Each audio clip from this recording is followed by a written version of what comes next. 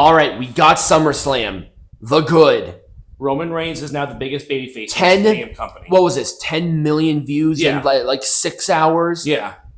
He is a megastar. They put a commemorative Universal Champion on their site. It was like 1,020 or 1,215 or whatever of these commemorative belts for $600. They sold out in 10 minutes. Jesus. They sold out at $600 in 10 minutes. Oh my! It was incredible. God. Even though it was pretty much a foregone conclusion that Roman Reigns was coming back, it was done very well. It was cool. And I'm going to talk about this as a negative.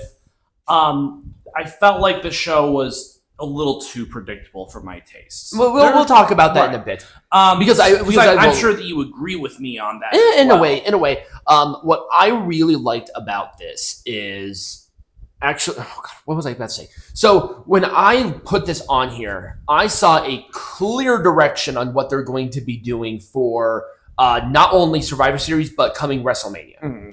They're going to do Bloodline versus Bloodline at Survivor Series. Right. It's put in there for War Games. You have 3 other members of the Bloodline who are not aligned, maybe even 4. Jimmy J and Sami Zayn. Remember, he was that'd be a while as well. Well, he dropped the Intercontinental Champion, so that'd be a really great way to incorporate Sami Zayn into that, and then bring Sami Zayn and Jey Uso back into alignments. And well, it depends on how Jimmy is. Yeah, too, because Jimmy is close to coming back as far as we know. According to Jay, and he's a pretty reliable source. Like I said, the direction to Survivor Series is there, but then it's like, well, what do you do after? Roman Cody 3 at WrestleMania. Because both of them have one win. You gotta have the big rubber match. Yeah, they have the rubber match. This is Stone Cold versus Rock for this generation. Right. It's the kickoff. Mm-hmm. It's the antithesis. This is the rivalry that helped WWE get to where it is. Right. And Roman doesn't need the title at this point. No, he already is a megastar. Oh, yeah, absolutely. But this is when you think WrestleMania, there's no other event that I can think of that could be possibly as big. Right. If it was not Cody Reigns 3, one last time, boom, you're done. And it's not unprecedented for Roman Reigns to work 2 nights in a row. So obviously we can have Roman Rock. Right. Exactly. Because it's Roman Rock. Right.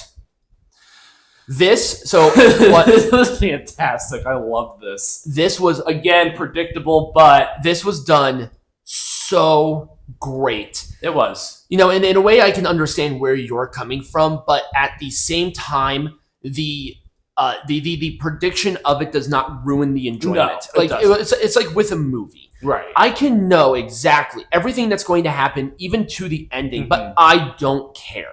It's the journey, not the destination. Right. So how they did this was done very, very well. Mm-hmm. And you know what?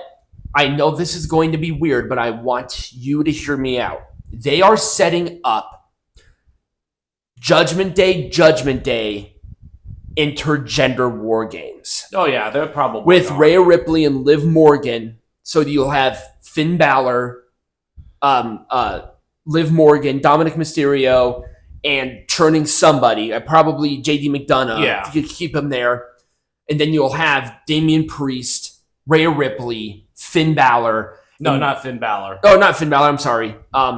Damian Priest, Rhea Ripley, churn somebody like Carlito. Oh, turn Carlito, because he's pretty much a tweener at this point anyways. And then who do you have for that final person? Maybe a mystery. Maybe you'll bring back Adam Copeland or something. Right. That would be amazing.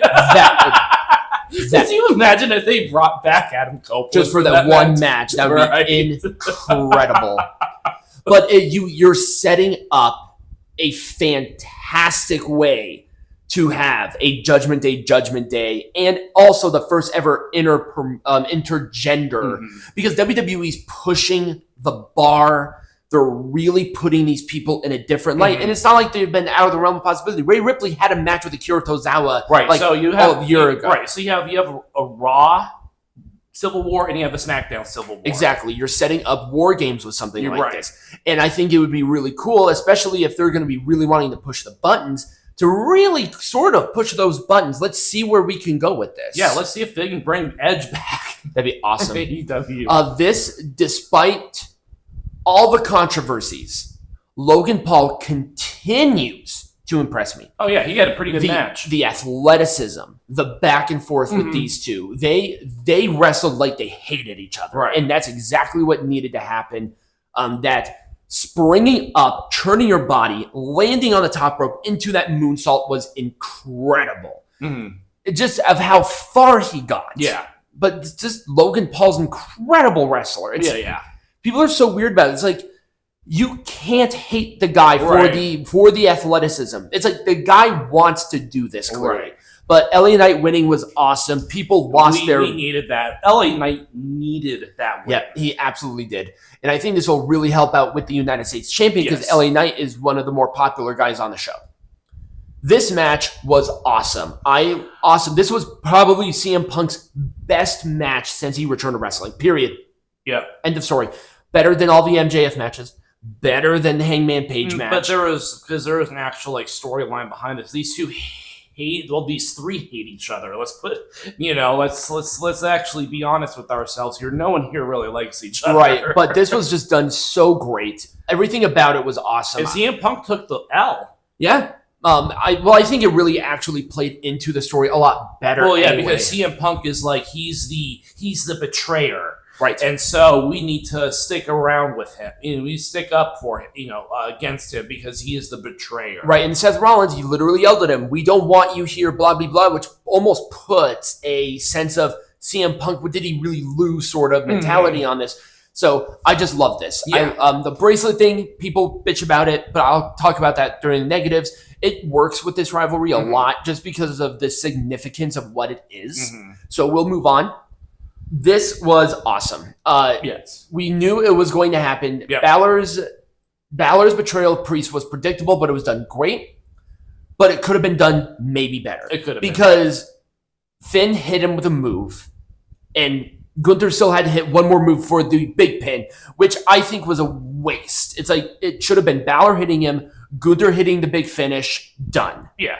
So interestingly, the reason that Priest Priest found out literally by looking at the replay, and I thought that was pretty cool too. Yeah, that was really cool. He looked at on the Titantron and saw it on the Titantron. Right. Because he didn't know what happened. Right. And then when he saw it, he was an angry man. He was not happy. God, man, I have a tickle in my nose. Jesus Christ. Okay. So with the positives, and overall, I'm just gonna say overall, this is probably one of the best SummerSlams I have seen ever. Oh yeah. Period. End of story. But there are negatives. I am not saying that Jelly Roll is bad. In fact, I like his music. Oh yeah. His mixing of rap and country is very unique. And it's very much an Ohio thing too. Right. Right. And I think that's good for that crowd. But at the same time, I feel like his involvement was a waste of time. They got to fill it out sometime. I was not a big fan of the Jelly Roll concert going up front. It's like, just add another match. Yeah. But you know what? He was the one who had the theme song for the show. I'm going to assume that was part of the contract. Right. I give the same criticism to any time they do some sort of bullshit concert at a wrestling show, like they did with Kid Rock at WrestleMania 25. Yep. With here, it's the same thing. I come here to watch a wrestling show, not necessarily a concert. No. But I will say, at least I did like how they used the actual live performance to do the hype package. Right. I thought that was cool. That was really cool. I was about to put that in the positives, but you kind of beat me to the punch on that. I did like that part of it, where it's the live performance and they just sort of don't do it every time, but especially with an artist that's unique and is able to do this and who right now is incredibly popular. Yes, do it. Why not? Yeah, no, it's really cool. And I can agree with you on that. It just same thing with The Miz and R-Truth. This whole thing was stupid. I did not like this. They do this at every single wrestling. They do this at every single wrestling event. It's like both of them are healthy. Have a fucking match. Nah, no. But no, I put it as there really wasn't a match for them to have. I put it as a negative because it was just goofy, and I'm like, yeah, it sort of killed the momentum of the show. Well, that's The Miz. That's R-Truth for you. R-Truth is awesome. The Miz, ironically, but The Miz is fine. But at the same time, this just sort of all this great forward momentum just stopped when they did this Well, silliness. you needed a break. Well, I will say at least with Jelly Roll, he does legitimately. I feel like he does like wrestling. Yes, he does. So I'm happy that they are at least bringing in people Mhm. who like. And he wrestling. actually, they worked that chokeslam pretty good. Oh yeah, no, they did. I will say that too. You barely move, but there we go. The injury angle, and I hate saying this, but I thought the injury angle was pretty interesting. I want to approach this in a different way. Okay. Where the injury angle incorporated was fine, but at the same time, this was a big injury. And how the momentum of the match sort of slowed. I legitimately thought she was hurt. I have not heard anything that she has or has not, but that bothers me. Because if she was actually working hurt, why were they doing that? Right. Clearly her arm is hurt. But if they used it as a ploy for this entire thing, it was not necessary. No. And that's why I put it as a negative. I think it was necessary just to have the advantage, because Liv Morgan was obviously at a disadvantage with this. So I think that... Well, you could have had the Dom turn, it would have... The same thing would have been fine. Literally. But they needed to fill time. and we needed to build up some suspense. And we also needed to kind of harken back to the reason this entire rivalry got started in the first place. Right. Well, I mean, the rivalry was long before that. Right. Like, this rivalry has been in place for almost a year and a half. Yeah, but they already had the Dom stuff. Liv was trying to get with Dom. Mm-hmm. And, obviously Mommy likes Dom. So I think that would have been sufficient enough. The injury angle, I think, sort of took away from the match. I just thought it was unnecessary, and it kind of killed the vibe a couple of times in the match. That's sort of why I actually like the women's champion match more than the women's world. See, I thought that one was the weaker match of the two. I guess. I don't know. Like, yeah, so... I did put it as a negative because... It was the match... I described the match as weird. But Nia Jax continues to put on fantastic performances as a competitor. There were a couple of instances where I did comment on, she's trying to play it soft because she is bigger, but it seems almost too soft in some instances. That first whatever. The first Annihilator looked a little soft. It's like, if you're going to do it, just do it. I don't know why she was monkeying around with that. But to me, this was the weakest match of the night.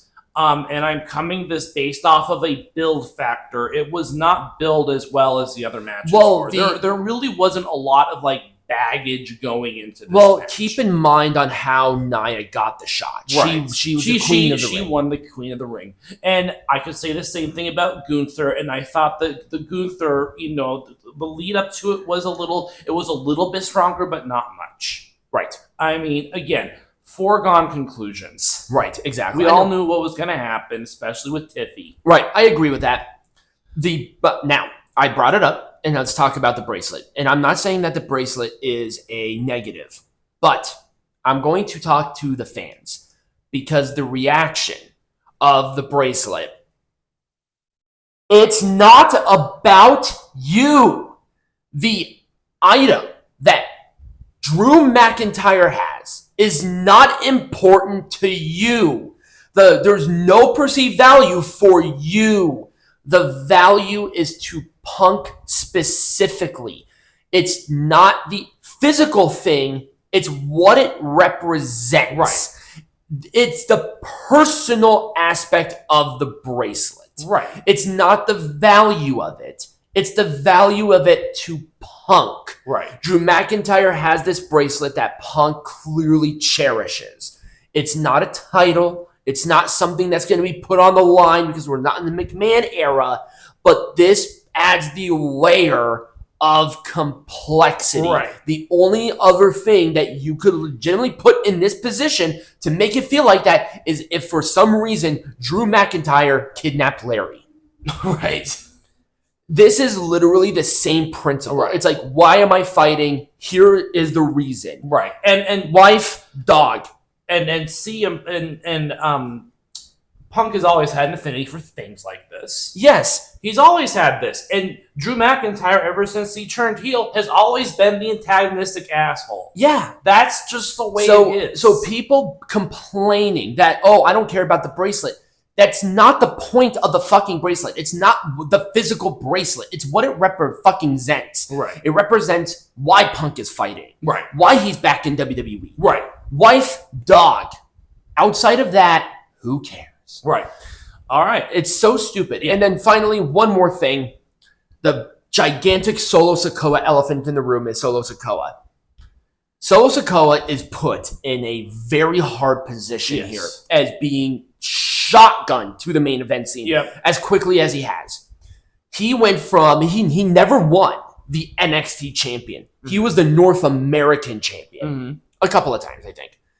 But then from there to the undisputed, this is the top prize in the industry, period. There was no one else that could be put in this position, though. There is absolutely nobody else who could be put in this position. But does Solo Sikoa feel main event? Do you think he has the skill set, the presence, the everything that you need to be main event? Do you think he possesses any of those? I think he has the opportunity to, but compared to other challengers, there are no other challengers. There is nobody else that he could possibly face. But the problem is that Solo is not ready for this spot. He needed more time. Okay. He did not look like he was running roughshod. You could have put fucking Randy Orton in this spot. It would have been a hell of a lot better. Randy Orton's a babyface, Adam. But at the same time, you still could have done something with that. You could have done something as a babyface. But with Solo Sikoa, he needed more rivalries where he's picking up wins. The problem is that he wasn't winning.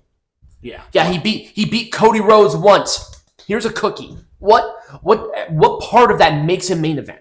Jey Uso feels more main event. Put him with Cody Rhodes. But again, Jey Uso's a babyface. I am fully aware of that. But you still could have done babyface. You could have. Yeah, but you also need an excuse for Roman Reigns. Damian Priest, Gunther was heel in every technicality. I mean, yeah. But there was no other option with this. So, I think this might be a reflection on the SmackDown main event scene in general. It's like, okay, SmackDown main event scene has always been weaker than the Raw one has. Which is weird because usually SmackDown is the one where people tune in the most and it has the better ratings and usually it has the better stories. I'm sorry. But you are right. The Raw roster has a much more diverse main event scene than what SmackDown does. Right. It's like, what other main event heels can you think of? Maybe, I hate saying this once again, but maybe Logan Paul. But we already had the Logan Paul-Cody Rhodes match. Yeah, we already had that. And Logan Paul was the United States champion at the time. We had the AJ Styles-Cody Rhodes stuff few times. The only reason this match was set up was to bring Roman Reigns back. That is the only reason why. And we had to turn Roman Reigns babyface. Well, Roman Reigns is going to be babyface no matter what. And guess what? Then Solo Sikoa is not going to go for the title anymore because now he'll be embroiled. He'll be embroiled in a feud with Roman Reigns. So there was only one option in this. But then you have these matches where it's almost like that Solo had to win. It's like in an LA Knight situation where Solo didn't need to win this. He did it. I almost have to argue that he needs a big singles win. When was the last time he had a big singles win? He doesn't need a big singles win. He does need a big... If they're going to put him in a main event spot, he needs to win something. I need to believe that he has an actual chance of being the undisputed fucking champion. He was the new Bloodline. Wins and losses don't matter in the WWE. They don't even matter in AEW, apparently. It's perception. Yeah, and he's perceived as the rogue... He's the rogue head of the table. So then he's automatically main event. No, it's just rogue head of the table thinks he's all that in a bag of chips. So then he still gets an undisputed title match. That's why not? Weird as shit. Well, again, who else do you think could be in that position? I would have to look at the roster list, and I could have probably told you at least something. No, there wasn't. But you want babyface heel, and usually, I mean that makes it a lot easier. But you still could have done Cody Orton. But there needs to be a reason for Roman Reigns to come back. Roman Reigns comes back because he's not happy with the Bloodline going rogue. That's it. And how are you going to do that? You got to put them in the fucking main events. Because it really was a Roman Reigns return spot. That's really all this was.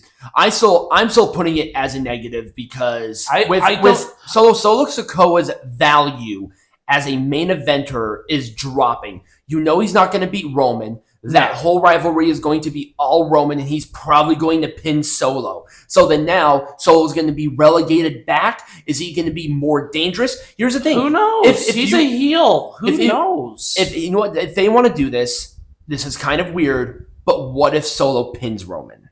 Right, and that could honestly happen. You just never know. But anyways, enough about that. So that was those were the good and bad of SummerSlam. Let us know what you think. As the one match that we really did not talk about with this was Gunther and Damian Priest. Well, we did a little bit, so never mind. So when we come back, we do have a very interesting match.